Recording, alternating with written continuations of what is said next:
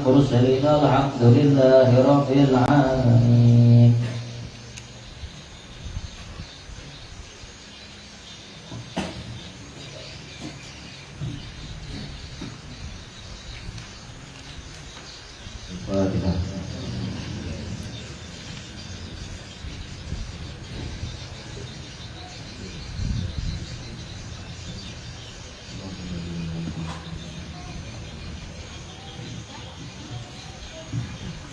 Bismillahirrahmanirrahim. Alhamdulillahirabbil alamin. Allahumma shalli ala sayyidina Muhammadin wa ala alihi wa sahbihi ajma'in. Subhanaka la ilma lana illa ma 'allamtana innaka antal alimul hakim. Wa inna ila siratal mustaqim. Wa la hawla wa la quwwata illa billahil aliyyil azim. Rabbi shrah li sadri wa yassir li amri wa hlul 'uqdatam min lisani yafqahu qawli wa saddid lisani wa qalbi bi haqqi sayyidina Muhammadin sallallahu alaihi wasallam.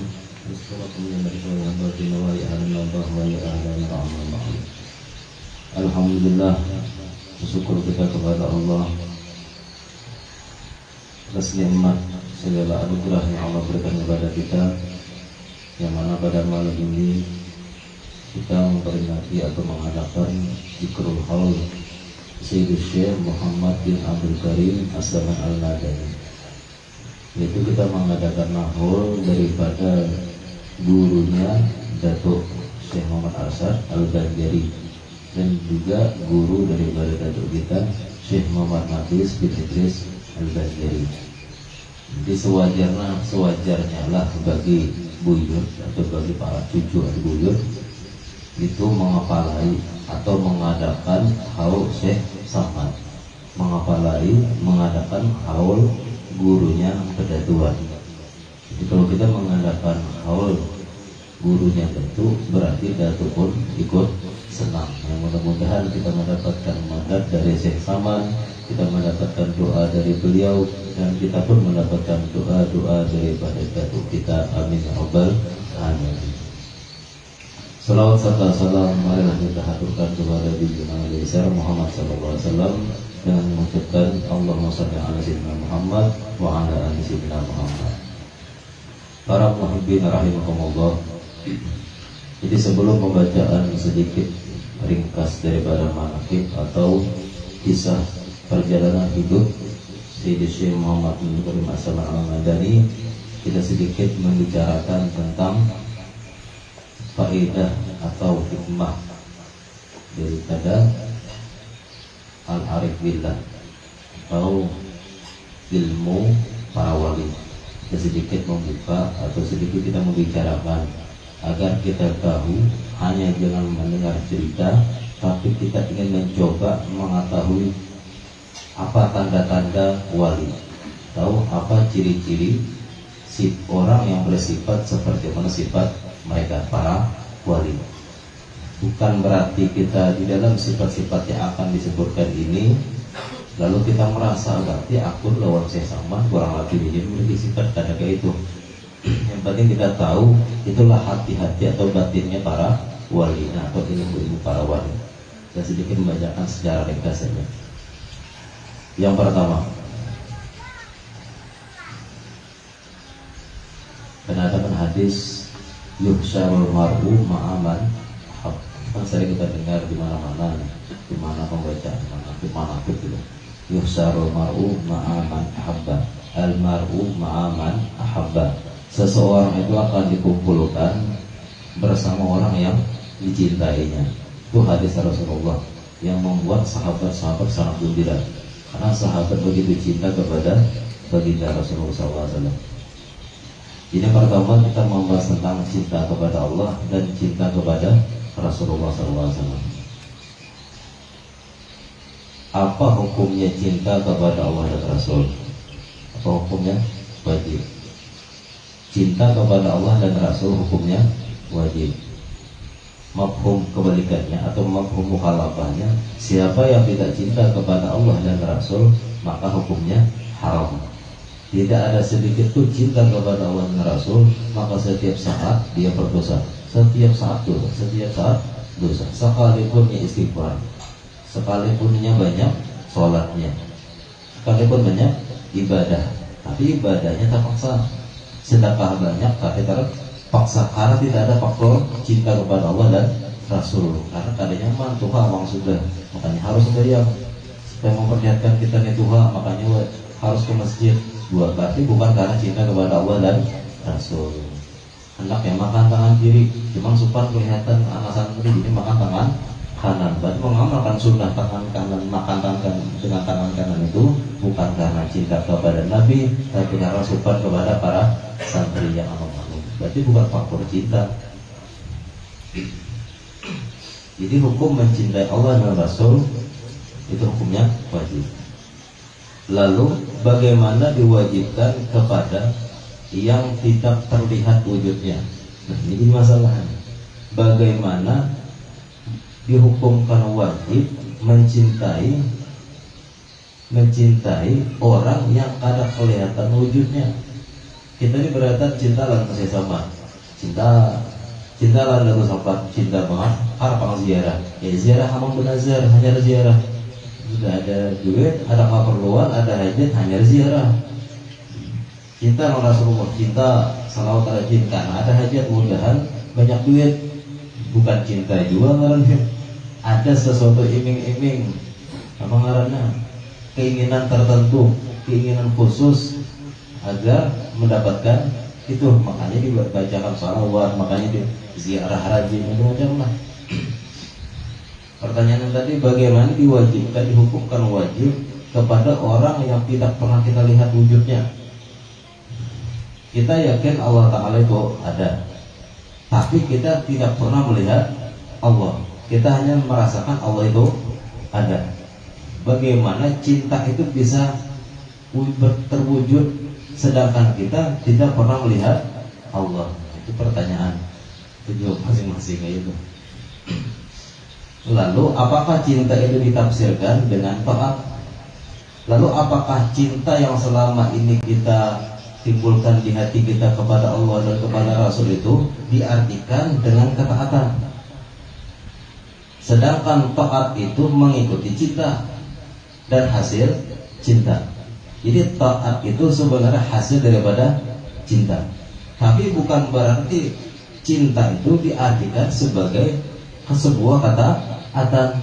Banyak anak buah yang taat lawan bos karena iming-iming gaji per bulan. Banyak orang yang taat dengan peraturan, kamu kada taat karena dipecat. Pak Adis tidak harus taat dengan Pak Adis, kan dipecat. Cinta lah tidak dengan Pak Adis. Wajib cinta, kelihatan barangnya orangnya. Sedangkan taat itu ibadah kita selama ini, sudah ibadah kita selama ini itu sebenarnya mengikuti cinta. Karena kita cinta kepada Allah, timbullah ibadah. Kamu karena cinta mah kada mungkin bisa ibadah. Artinya ibadah yang sempurna maksudnya. Mau ibadah-ibadahan banyak kan. Orang kafir kan sembahyang juga ya, sholat ada. Maka oleh sebab itu tidak boleh tidak bahwa wajib mendahulukan cinta. Jadi wajib mendahulukan cinta. Ya karena cinta sudah hadir sebelum kita ada. Jadi wajib kita ini mendahulukan cinta, baru taat, baru ibadah, baru menjalankan beramal. Jadi wajib itu cinta. Carilah sebab untuk mendapatkan cinta. Kita harus cari sebab dulu, kayak apa cara mendapatkan cinta Allah itu, atau kayak apa caranya supaya kita mendapatkan cinta kepada Rasulullah. Kemudian sesudah itu orang akan mentaati orang yang dicintai. Itu pasti hukumnya. Pasti mentaat dengan orang yang dicintai. Laki taat lawan bini, taat lawan bini, bukan taat lawan bini, cinta dengan bini. Disuruh bini apa aja, apa terus. Bang ulahkan baju siap, bang ulahkan makanan, masakan nasi, masakan siap, lepaskan baju siap. Bukan diperintah, bukan taat dengan bini, tapi cinta. Ini ada alasan lagi. Ada alasan lagi bini ini anu pada ada badak menyuruh laki jangan kawin, ada paham itu cinta. Kamu kita nyuruh bini bang cinta gitu. Kita kayak ini langsung jauh-jauh contohnya. Kenapa jadi mau sembahyang Isya tadi? Karena perintah Allah. Jadi taat kita dalam bentuk Isya tadi karena perintah Allah. Itu faktor cinta. Adalah kita minta lawan Tuhan. Itu kan Allah yang minta supaya sembahyang 5 waktu. Sekarang gantian adalah kita minta lawan Tuhan. Kita berdoa, Allahumma inni as'aluka, Allahumma ja'alni min ibadika sholihin. Ya Allah, jadikanlah aku orang-orang yang soleh. Itu minta, kan memerintahkan. Ya Allah, ulun minta ini, itu minta lawan Tuhan atau memerintah Tuhan supaya memberi? Hah? Meminta atau memerintah? Ketika Allah menyuruh sembahyang 5 waktu, Allah itu memerintah atau meminta? Hah? Itulah bedanya. Kalau Allah kepada hamba itu memerintah, kalau hamba kepada Allah itu meminta. Sama-sama fi'ilnya fi'il amar. Ya. Wa'mur apa? Wa'mur bis shalah, wa'mur ahlaka bis shalah. Perintahkan olehmu keluargamu untuk sembahyang ya Tuhan. Itu perintah, bukan meminta. Amal Allah meminta supaya kita sembahyang, berarti Allah mengambil kepentingan dalam ibadah. Sedangkan kita jelas kita mengambil kepentingan ketika berdoa. Kenapa? Karena kita lemah, Allah kuasa. Karena kita susah, Allah. Karena kita miskin, fakir, Allah. Innallaha ghaniyyun 'anil 'alamin. Allah Maha Kaya. Dan dalil inilah yang menunjukkan atas ketetapan cinta. Nah, ada dalil yang menunjukkan ini ketetapan cinta. Ujar Allah Ta'ala dalam Al-Quran, yuhibbuhum wa yuhibbuna. Allah mencintai mereka dan mereka mencintai Allah. Pertanyaannya, siapa yang duluan? Yuhibbuhu wa yuhibbunahu. Allah mencintai kita duluan kah kita akan mencintai Tuhan? Kan duluan Allah. Jadi kalau kita nih melakukan sesuatu hal atau usaha supaya untuk mendatangkan cinta, itu sebenarnya duluan Allah mencintai, hanya kau bukti ibadah, hanya kau berusaha. Yalah, usaha itu kan disandarkan kepada seorang hamba. Seorang hamba ini berusaha untuk mendekatkan diri kepada Allah supaya Allah mencintai hamba tadi. Nah, usaha untuk mendekatkan diri kepada Allah itu yang menciptakan usaha siapa? Allah Ta'ala juga. Misalnya nih, Allah mencintai seorang hamba melalui banyak sedekahnya. Seorang hamba tadi untuk mendapatkan cinta kepada Allah banyak bersedekah. Nah, sedekah tadi melalui pakai apa? Duit, harta kan? Nah, harta itu memberi siapa? Tuhan juga. Jadi karena Allah, faktor cinta Allah kepada si hamba tadi, Allah banyakkan duitnya, lalu Allah biarkan dia bersedekah untuk mendapatkan cinta. Nah, jadi duluan Tuhan cinta lawan kita, hanya kita cinta kepada Allah. Jadi jangan mengaku kalau cinta dulu. Bisa ya, dengan sendiri Allah pasti cinta. Dan ternyata hanya orang yang berimanlah yang lebih kuat cintanya kepada Allah. Nah, ini garis bawahi juga. Hanya orang-orang yang beriman yang kuat cinta kepada Allah, bukan hanya orang yang taat. Kan taat tadi hasil daripada cinta. Sedangkan orang beriman ini ya cinta duluan, hanya taat, hanya ada hasil ya taat.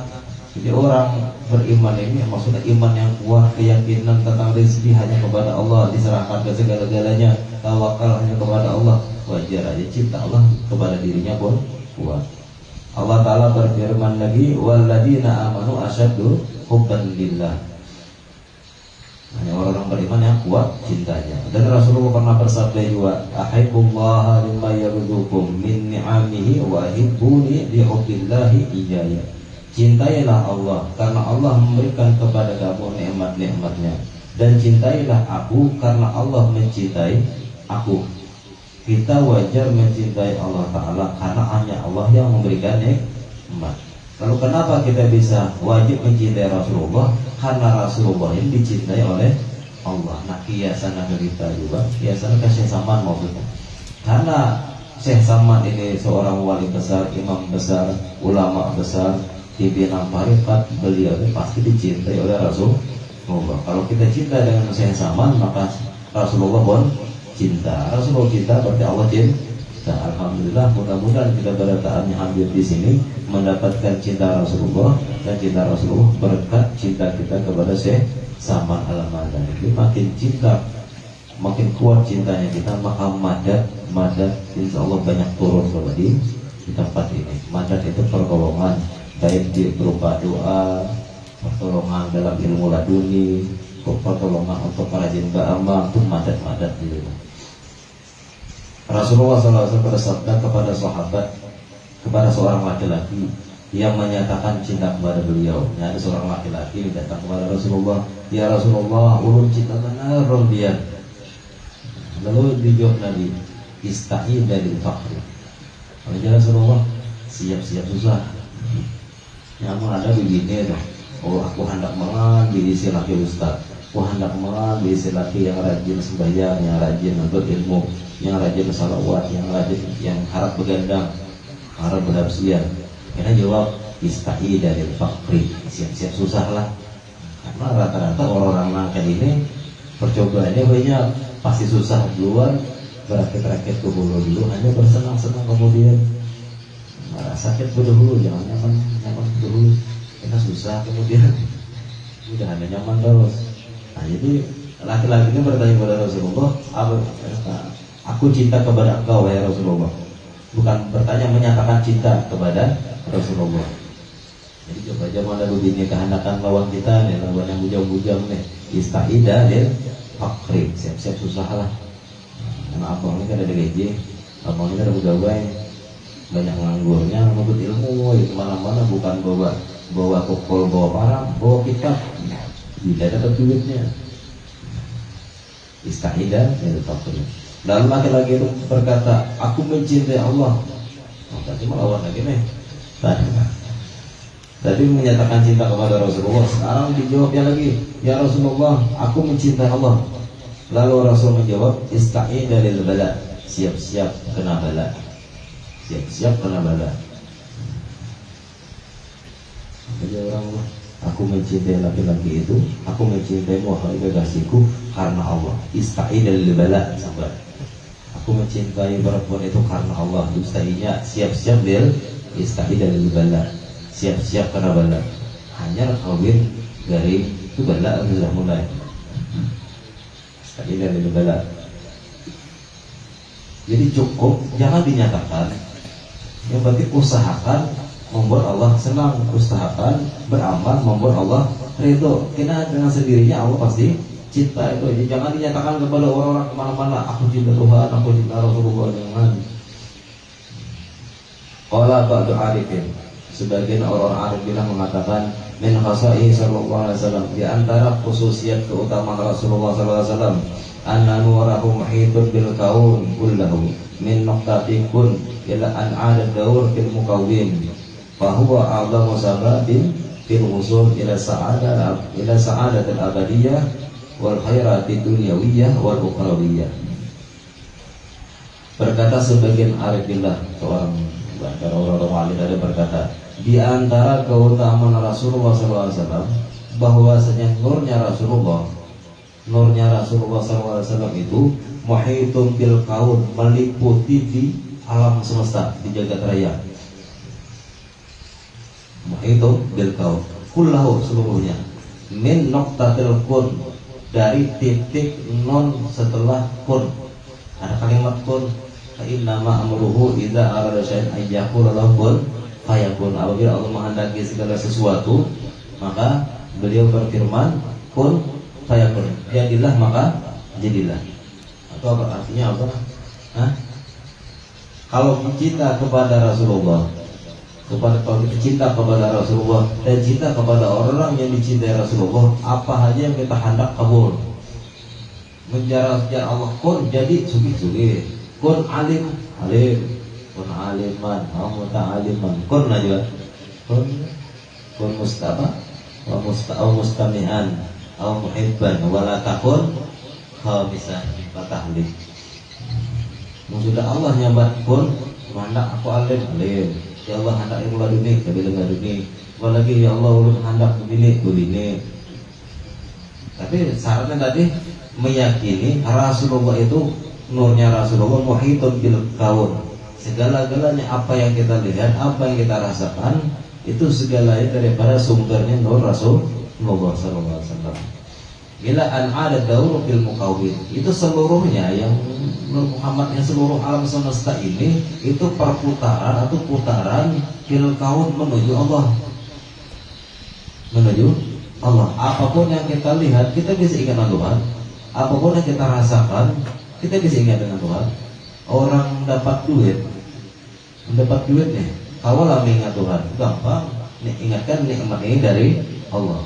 Ketika ingat ada berduit, bisa ingat dengan Tuhan juga. Bisa, alhamdulillah diberikan kesabaran karena berduit.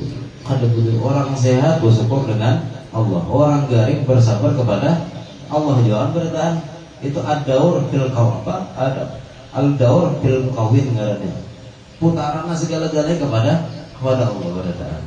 Bahwa agama sababina itu menjadi Rasulullah SAW itu menjadi sebab paling besar fil wusul untuk menyampaikan kita ila sa'adatul abadiyah, menuju keberuntungan yang abadi, ialah negeri akhirat.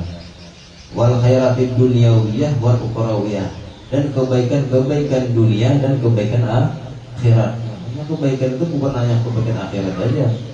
Dunia pun banyak kebaikannya. Kenapa kita hendak bersedekah amun duit kada? Kenapa kita hendak beramal rajin amun garing?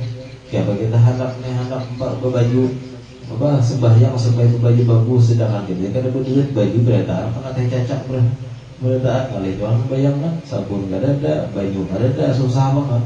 Paksa sembahyang dengan baju yang bernajis. Walaupun darurat pun bihul mahdurat, darurat boleh-boleh sembahyang cuma kada rame. Lebih baik sembahyang bekas najis. Ya. Imam Ibnu Mubarak berkata, barang siapa menganggap enteng adab, barang siapa yang menganggap enteng adab, nah karena bapak ada berjalan depan kuitan, nah karena bapak ada berjalan depan guru misalnya, bertamu guru nih, dari aku sudah guru dengan si A dan nih, nggak berapa 5 tahun baru saya bertamuan lagi misalnya, kalau bertamuan, woi, baca dulu,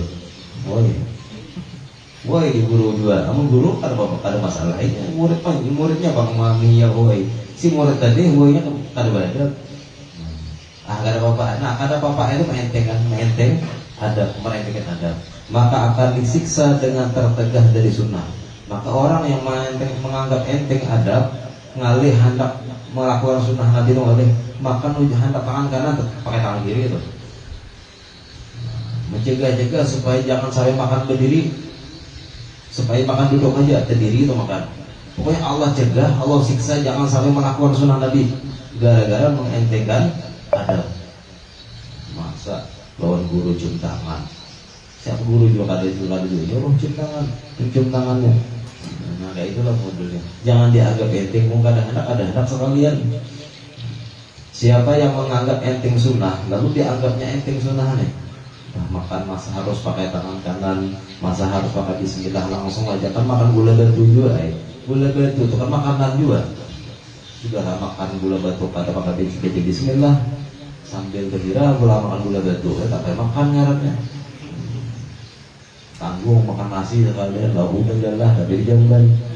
Sama pada makan gula batu, sama hukumnya makan. Jadi siapa menganggap enteng sunnah, ada apa kata yang kayak itu tuh misalnya, maka disiksa, ditegah dia daripada perbuatan yang fardu, yang wajib. Siapa yang menganggap enteng sunnah, ada lihat sembahyang 5 waktu banyak ketinggalan, banyak ada sembahyang lagi, yang qadaan banyak tertinggal, ada mau qada lagi. Jangan menganggap apa pulang kita puasa Senin Kamis, apa pulang kita puasa Senin Saban, puasa berhari itu kada ada qadanya lagi itu, lihat ya, sampai mati. Jadi gara-gara menganggap enteng puasa sunnah, puasa fardu banyak, ada sementara puasa lagi. Nah, Allah cegah. Lalu siapa yang menganggap enteng fardu, siapa yang menganggap enteng sembahyang, misalkan sembahyang wajib nih, tapi dianggapnya enteng, berduit banyak, tapi kan ada bahaji, dianggapnya enteng, enak-enak aja bahaji itu gampang maka tertegah darinya makrifat, mustahil dapat makrifat kepada Allah. Belajar ilmu tauhid 50 tahun gak mau paham juga, gara-gara menganggap enteng fardu.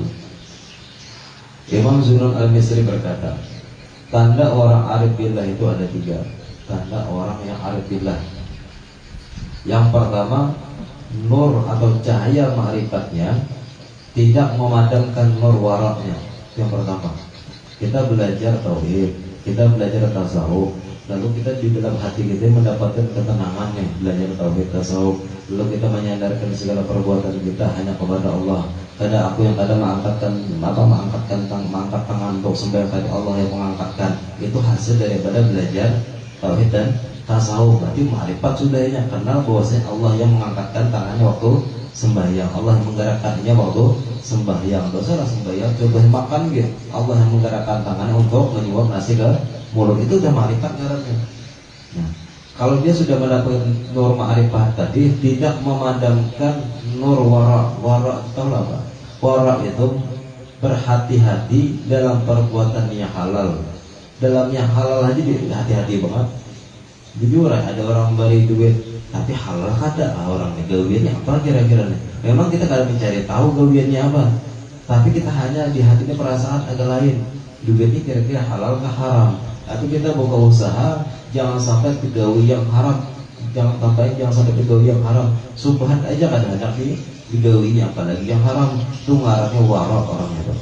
Istilahnya kalau dalam fikih itu kita warok fikih, misalnya wudhu itu bojor di anukannya dibasuh oleh banget mulut apa nih wajah nih nah. Niat itu dipas-pas karena ketika menyentuh air ke muka itu warok namanya. Ketika wudhu waroknya bujur lewatkan dari siku itu warok namanya. Kalau sampai siku itu walaupun memang batas wajib kena, tapi karena saking waroknya bujur ke atas kanan sedikit supaya bujur meliputi air tadi di seluruh anggota wudhu itu warok namanya. Nah ketika ia dapat wudhu secara warok, karena sembahyang Allah bantu juga supaya warok juga. Nah, jadi orang yang mendapatkan nur cahaya ma'rifat pasti orangnya tetap warok. Karena mau sembarangan istilahnya. Wah, minum alkohol lah. Tapi kok hakikat kan jadi putih. Tidak mau itu memain-mainkan hakikat, itu pasti kada dapat nur ma'rifat. Itu menganggap enteng yang haram ini.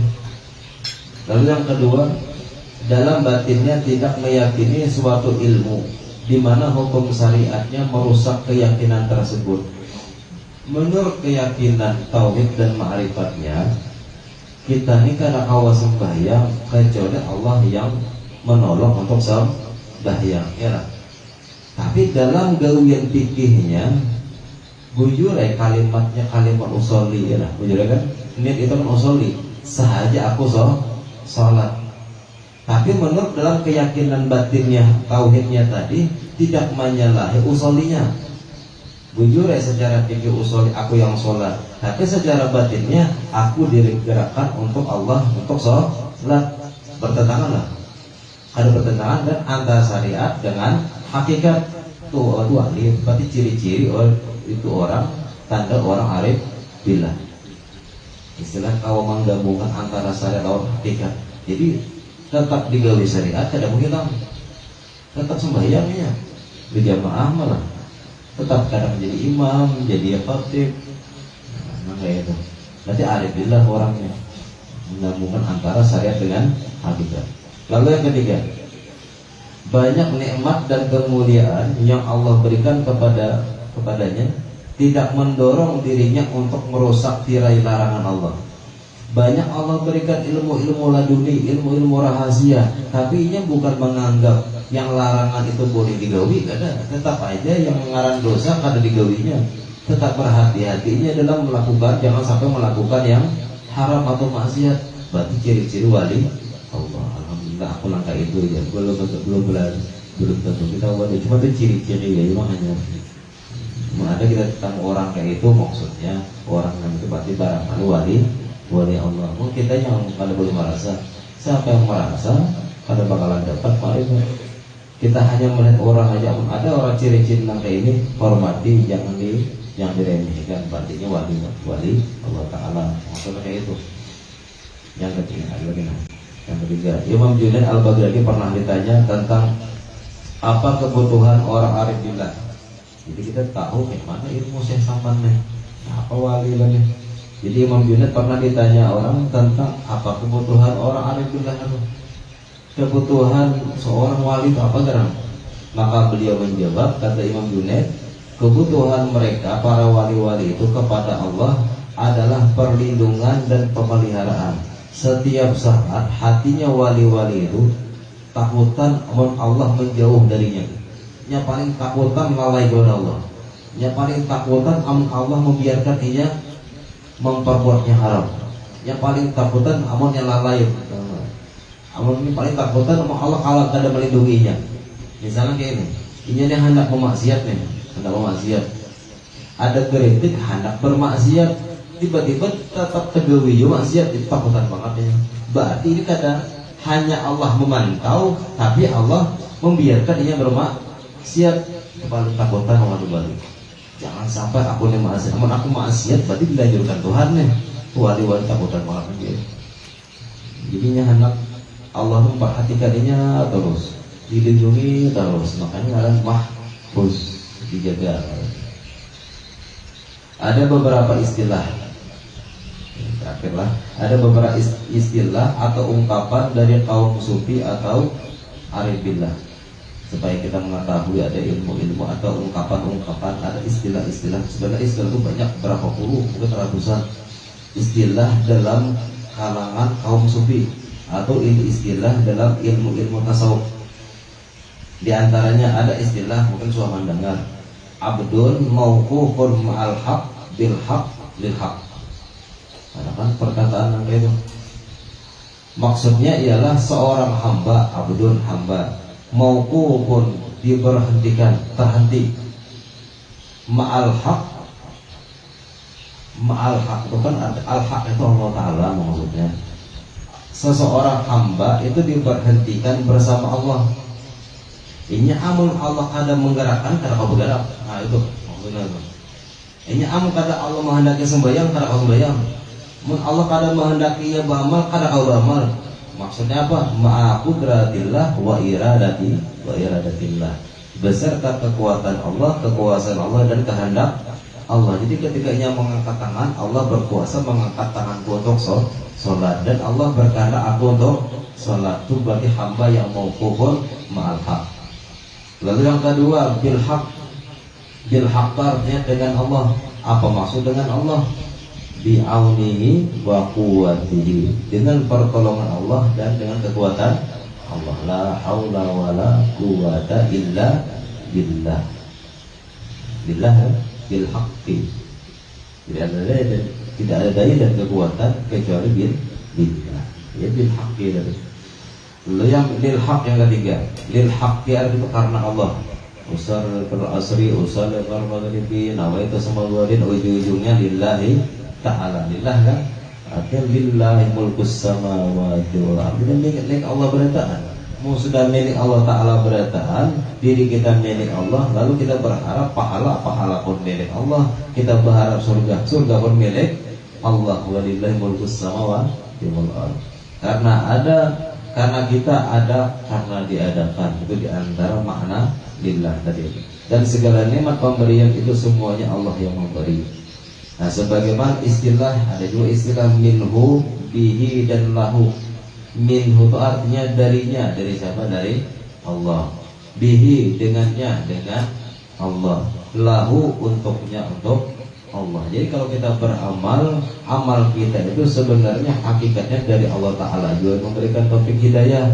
Lahu, kita serahkan amal tadi kepada Allah, dari Allah untuk Allah, bukan dari kita untuk Allah. Mau dari kita untuk Allah, kita bersedekah duit kita julung ke orang untuk dapatkan pahala atau untuk Allah, tapi susah kebenarannya. Tapi duitku juga ini nih. Jadi jangan lagi beranggapan aku yang beramal, amalku serahkan kepada Allah. Jangan lagi, itu orang kekanakan SD masih hanya menjadi supaya rajin sembahyang. Kau beramal nyaman masuk surga, sembahyang nakai nyaman banyak duit. Jadi orang alim nakai nyaman dari orang amplop, itu masih kekanakan enggak? Nah, bebuluan itu. Jadi minallah ilallah. Kita beramal dari Allah kepada Allah, untuk Allah berataan. Lalu yang kedua ada namanya hal. Ya kan? Wah, datang hal nih wali nih. Mau aku datang hal tuh, ustaz tuh datang hal, habib tuh datang hal. Ada kan hal-hal yang ahwal. Jadi hal itu ialah kondisi spiritual yang secara spontan dalam hati hamba karena disebabkan mungkin pada waktu itu ketika dapat nikmat syukur, berarti hal keadaannya syukur banget. Orang lain yang lagi bersyukur banget. Ini dapat duit 10.000, kalau dia 10.000 nih, duit 10.000. Mungkin seminggu kalau suatu tamu dia 10.000, warna apa? Warna ungu. Lalu kita panasi, nih 100.000 lah, nih 100.000 lah. Ada barongnya. Kenapa ada barong 100.000? Karena itu luar biasa mendapatkan 10. Bersyukur banget dapat 10.000. Kan barong dengan 100.000 yang habang. Itu berarti hal keadaannya lagi syukur dengan 10.000. Itu kondisi spiritualnya bersyukur banget dapat 10.000. Atau dalam kondisi ridho dia sabar, berserah diri, tawakal, taslim kepada Allah, ikhlas, dia tuh hal keadaan hati spiritual dan lainnya. Ketika jernihnya hati pada waktu yang dia tidak mengetahui kapan. Kita kadang tahu merinci kan, karena aku jam 11 lah, aku datang hal, kalau mau itu bismillah, kalau mau itu bismillah, kita pasti kita datang hal, datang gila ini kadang mungkin. Berarti kan belum minum obat kayak gini. Jam 11 lah, aku datang halnya, berarti jam 11 gilanya. Cuma ada orang pura-pura gila itu jangan sama wali duluan. Nah, lalu yang berikutnya al-maqam. Karena kita dengarkan makomnya tinggi aja. Oh makam bilangnya tinggi, alhamdulillah misalnya kayak itu. Nah al-maqam itu atau makom itu artinya kedudukan spiritual. Nah kedudukan spiritual ini yang tahunya Allah Ta'ala. Jangan kita mengira-kira seberapa tinggi makom pula di sisi Tuhan. Tidak boleh, itu haram tuh. Tapi kita hanya menilai-nilai diri kita. Ya, makin kita dibungul dengan diri, makin kenal dengan Tuhan. Makin kenal dengan diri, makin kada tahu di Tuhan. Ya. Jadi al-maqam itu kedudukan spiritual yang menguasai hati hamba dalam waktu-waktunya. Ini tergantung waktunya nih. Seperti hamba yang sabar, ketika dapat sakit, sabar ini makamnya makam sabar. Ketika dapat rezeki, bersyukurnya makamnya makam syukur. Dan tawakal, maka bagaimanapun kita membuat dia agar emosi atau marah. Orang ini lagi dapat kesabaran, dapat musibah, tapi sabar. Ini lagi diludahi orang. Kita ini orang emosian nih, mendatangi orang kawan yang diludahi. Apa kalau kau balas? Aku mungkin kita ngompori orang biasa, kita ngompori orang. Kita ngompori supaya ini emosi. Ada mau emosi katanya. Apa aja, pukul kau tuh ya, begitu aja kalau dibalas. Kita ini emosian, makam kita makam api artinya. Kayak Naruto. Bukan Naruto, ini yang begini-begini. Yang Malaysia tuh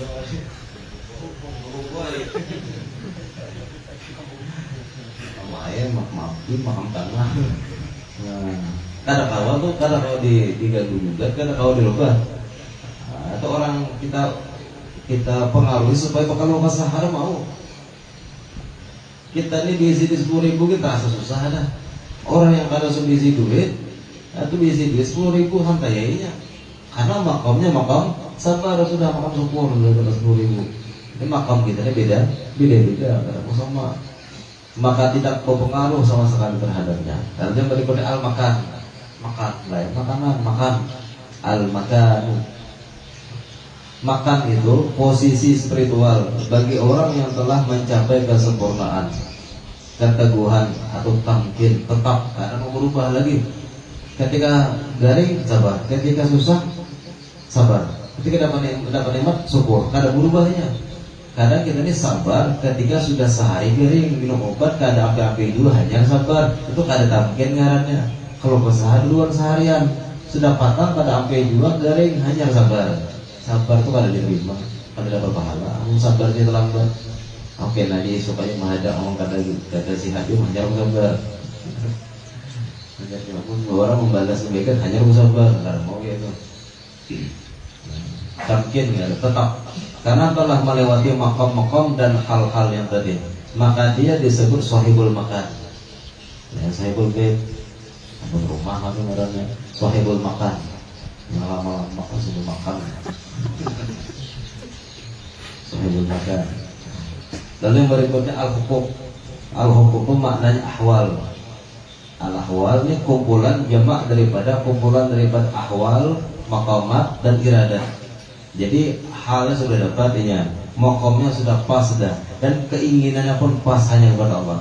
Maka karena itu dikatakan ketika al-hukuk itu muncul, ketika al-hukuk itu muncul dalam dirinya nih, maka kesenangan nafsu akan hilang.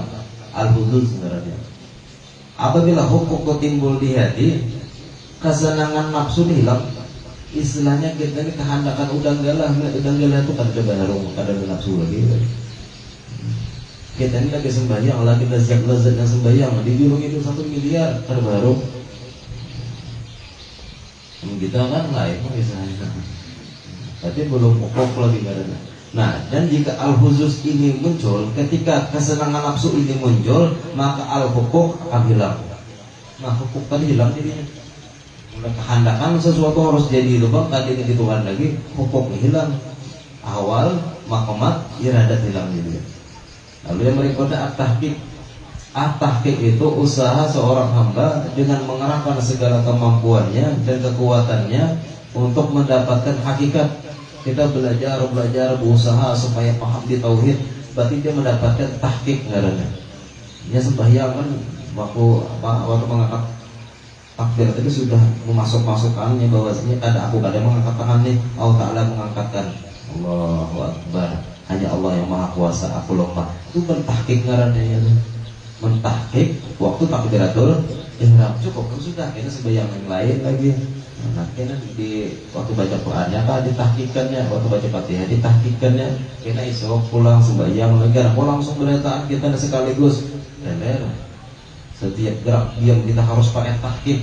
Sedangkan kita wali kada wala ya misalnya kada mau jadi kan hilang langsung jangan terlalu dulu kan terlalu bernafsu sedikit-sedikit. Lalu ada yang ngarani isyarat. Ada isyarat biasa, situ itu isyarat ya. Isyarat. Orang wali-wali pas dari isyarat. Al-isyarah wal ima. Ya, ada dua isyarat nih, isyarat dan al-ima. Jadi isyarat itu sesuatu yang sulit diungkapkan oleh seseorang dengan bahasa lisan karena maknanya sangat lembut. Abu Ali Ar-Ruzabari berkata, ilmu kami ini Yazidin adalah ilmu isyarat. Maka apabila menjadi suatu ungkapan, ilmu tadi diungkapkan pakai kata-kata atau pakai tulisan, maka akan menjadi kada jelas. Kan banyak kan apa bahasa ini nih, karena kita kada paham. Jadi isyarat apabila disebutkan kada jelas. Biasa contohnya gini lah. Misalnya ada pohon, pohon jambu itu masak. Jambu tadi banyak, ada sebutingnya masak. Lalu kita isyarat, tuh, amun ditulis di buku, apanya tuh? Isyaratnya menunjuk tangan ke yang masak tadi. Amun ditulis TUH, tuh, kan jelas kalau bandirnya ya. Nah itu isyarat lebih jelas daripada ungkapan. Jadi ketika diungkap makin gak jelas. Tuh yang masak misalnya. Sampai ditulis di kitab itu ada yang masak, apanya masak juga nasi kan sudah masak. Nah kayak itu kamu diungkapkan dari jelas. Sedangkan alima, nah ada alima, ima ini adalah isyarat dengan gerakan anggota badan. Nah gerakan badan itu isyarat juga ada. Kalau yang tadinya diam aja. Ini gerakan badan, tak batis, tak mata lah, menyeret isyarat dulu. Imam Junaid berkata, aku pernah duduk bersama Ibnu Al-Qurrani, lalu ia memberi isyarat, lalu aku memberi isyarat kata Imam Junaid ke bumi dengan kepalaku. Nah, Imam Junaid itu mengisyaratkan menunjukkan ke bumi. Maka Imam Al-Qurrani tadi berkata, jauh, sudah jauh. Kemudian aku memberi isyarat ke langit. Jawaban Imam Qurani tadi jauh. Di sini jauh, di atas jauh. Maksudnya apa? Maksudnya ini isyarat yang dia ini sedang ada merasakan kedekatan dengan Tuhan atau berdialog dengan Tuhan, bermunajat, tiba-tiba diungkapkannya dengan al-ima tadi. Jadi kacau jadinya kan. Maksudnya apa? Menghadap tuh cukup hati merasakan, jangan diisyarat-isyarat. Imam Asyibli berkata, barang siapa memberi isyarat kepada Allah, kita memberi isyarat kepada Tuhan dengan menggerakkan anggota badan. Nah gitu, Mama. Kita mandang ke langit, kayak seolah kayak tinggi ya Allah. Mudah gitu, isyarat kita tinggi ya Allah, hormat lawan Tuhan. Nah, mudah gitu. Misalnya hati kita tiba-tiba rindu lawan Tuhan nih. Tuhan tuh Allah seolah-olah Allah ini senang dengan kita. Tinggi ya Allah. Mungkin mudah gitu ke langit. Berarti Allah di langit lah. Kan isyarat alimah itu salah aja nih, kada bahaya juga yang mau dilihatkan. Maka ia seperti menyembah berhala gitu. Jadi jangan banyak gaya lah hitungannya. Makanya belajar tasawuf rasa iya aja modelnya. Anak kayak Abdul Umar juga. Kayak Rasulullah kan datang. Jangan kayak Abdul Umar marah sih. Abdul Umar Bang Wali. Kita anak yang bergaya-gaya gitu. Mulai gitu lagi malu diam. Ya Rasulullah datang mah bisa senyum gitu. Itu buat bisa isyarat gitu, terus diam aja bang, diam aja. Kayak orang bungol padahal alim terus gitu. Jadi pada bungol tapi pada ganal deh. Sebab isyarat dengan anggota badan itu hanya cocok untuk berhala. Ya ini penyembah berhala itu gara-gara kan. Nah, kayak ini kalau dalam nasib atau dalam berzikir, kita ini kan berzikir itu kan ada yang la ilaha illallah. Kita tuh memainkan la ilaha illallah dengan anggota badan. Jadi memasukkan di hati kita harus ada gerakan anggota badan. Ada yang orang memasukkan di hati makna la ilaha illallah, tidak ada Tuhan kecuali Allah, tidak ada yang memperbuat kecuali Allah, tapi dengan diam aja. Karena mau proses memasukkan makna tadi agak sulit. Tapi ada orang yang memasukkan makna tadi dengan fi'lullah. Kan ada makna la ilaha illallah, la ilaha illallah, tidak ada yang memperbuat kecuali Allah. Nah perbuatan tadi yang digerak-gerakan tadi. Jadi ketika yang menggerakkannya hanya memandang Allah yang menggerakkan, makanya menggerak. Kita ini kan apa-apa. Orang kayak ini juga bergerak. Kan ada tarikat yang sebagian tarikatnya kayak gini. Ada yang la ilaha illallah. Ada yang la ilaha illallah. Kita ini kombatan lah yang ada bapak lah daripada disco. Yang ada video game ngarang kombatan. Jadi termasuk golongan orang yang barangkali orang kayak itu juga. Artinya jangan disengaja, jangan berpura-pura gitu. Jangan berpura-pura. Seorang penyair berkata, dikala kita berjumpa kita dicela, dikala kita bertemu kita dicela orang, karena isyarat dengan kedipan mata. Orang bercita-citaan lawan Tuhan, ketika Nabi isyarat dengan mata, maka kita dicela orang.